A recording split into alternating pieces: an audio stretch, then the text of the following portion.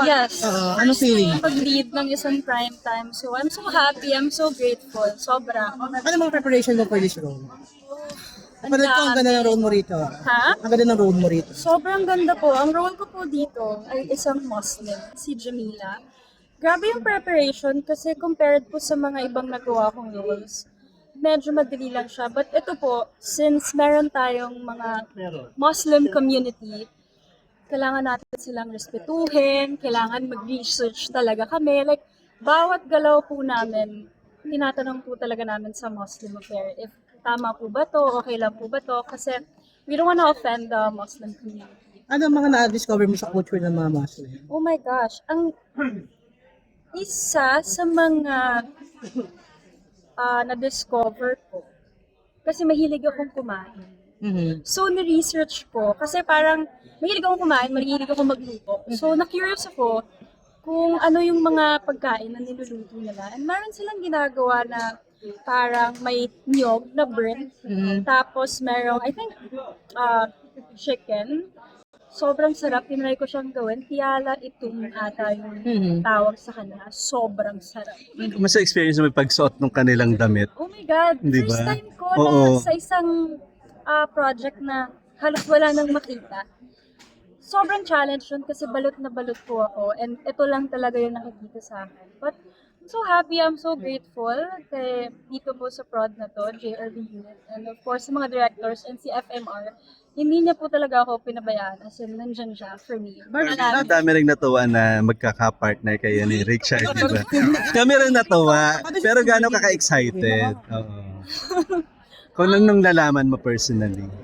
Yeah, actually, nung nalaman ko, I was so happy. Sobrang happy and excited ko. Kasi, isa rin sa mga pangarap ko po, of course, na makatrabaho siya and finally nagkatotoo. So, sobrang happy po.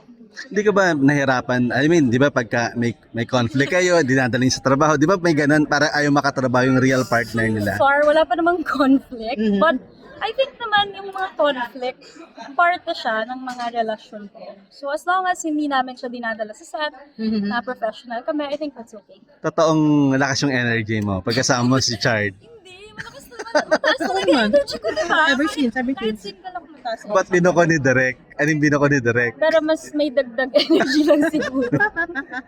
Pero what's the secret of being together? Matagal-tagal na rin kayo, di ba? Mas maganda ba kapag Mars? Pag pareho mo showbiz, mas nakakaintindihan. Naniniwala ka ba doon?